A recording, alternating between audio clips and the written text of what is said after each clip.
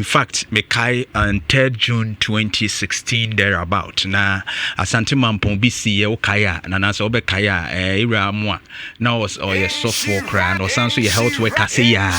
No your health administrator. Sabre no obuase no ba Mampong ebe ya de one ne manyina hye. Se okaya e ma Mampani den John Dramani Mahama e de helicopter crab see Mampong eko ho. Ekoye donations ahodo ma na yere ni ade a na areho one ne manyina papa no omo hye. But it seems like adiwe nya first time AC na oman no ye fire preventive measures ne said ye de no ma betutu akwamu aja ankasa ho nhyehyɛ no me huni sɛ nhyɛda nko yi wo man mu, especially okɔ ye dwam edwa ehyehyehyehy mu oba ye fiefie mu a eja ho bambo no ye nhyɛda mfa ne very serious na bi na wo kan esi ye nhyehyɛ ya efiewurafo ni nyina no wusi wudan ko awie na dan no nipa wo mu nko a woso ye nipa a wotimu a there should be fire extinguisher in that house. Esi nya fire extinguisher in that house. Yes, say offices baby I am for fire extinguishers in because nipa be betumi ewu afagem eno ma betumi ahye na efia yakoda enam ye nim de ebesie no ho no fire extinguisher ni ho efie bi wo ho nipa be 20 nipa 15 nipa be de wo ho ne wum office bi wo kra nipa be mienu amiensa atimu kra no ye restrictions says wo munya fire extinguisher na efia nipa bebretim nti there's a time for us to think sabre isi ehu say ye ohyema fie wurafo no said do bia si dan a yenya fire extinguisher e wo fie bia mu se BBC immediately eno be ye first resort and sakra na bia ye fire service for no so beduru a omatumi aso ano na ye hwe gas cylinders ya ebinum di are na chia to the extent say wo do nsa wura kura eyi. And of course, said you can be the anon yet, Oberano, alteration be, no the robber be a chichre, any I didn't was so fee. We walk what that wager or pressure woman to grab it me a major tomb. And another latest one I am the woman equipment I cotono. A be a high voltage equipment near the Udi Shim Krana was out to me, I didn't heat brosso. And woman film J. Femuno Esson. A boy it me decision near Codejaho.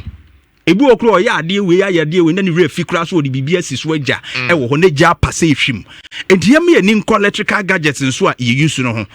na saa wire nzemu a wo kan me ka electrician bi a me ko hia no wo shop bi madam fu bi electrical shop obeto ade no kan say wire we wo de koye den na wo se wo de koye o wire dan no koye socket ama obi na o ka chen say we ni ye de wo enketwa entimi moa na ebe na ne o se ye no ye sen o se we ni ye 120 number akoni 70 no so wontwa 70 ne ma no tio che said ye beboa no ne boa de nti wonto oto de efo and these are some of the things that I do how break Ghana so minim say ye fire service no Ghana National Fire Service because they are under resource yate wo mun sem bebre tenders ni sha na gadgets kra mu hia ekuduru se abrosan hye omunko na akoya asem na anu ya ese ayifo sa Ivory Coast se Burkina Faso ka bi ebeyi no ma bi o se den eja to mu o efu fire service fo beduru edi kwan on befa so beduru that height na ayedene. And it's a challenge. I believe it's a time say ye hwene resource the Ghana National Fire Service and of course omo operation say be ya no ma bi say no there could be quick response. Yeah, so oba on ne mami and so nana we just lost lives like this. Yeah, just unfortunate. Me blame fire service for no. No, yes, and I make the under resource. You may ya no more yet. Ya can want some fire tenders a crave wo krum ha.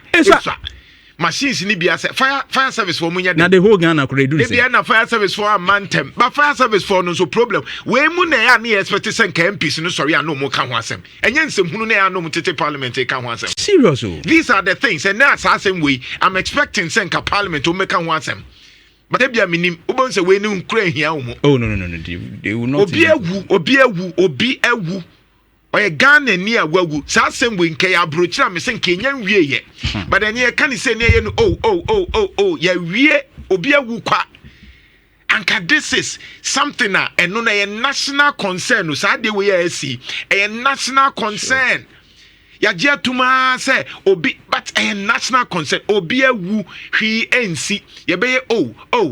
na den na eno fire service for how many time na omun kan ensu ye say omun nyoma na omafidie no problem wom ye mmoa wom sa issue we na e wosen ke ka ho asem ye nka ntokwa another mpreni afenyo markings entokwa Entokwa ehu hia eno mu koku ah adey yenko oboase na yenko hwe ade bi unfortunately eno nso ye kwan na ye se ye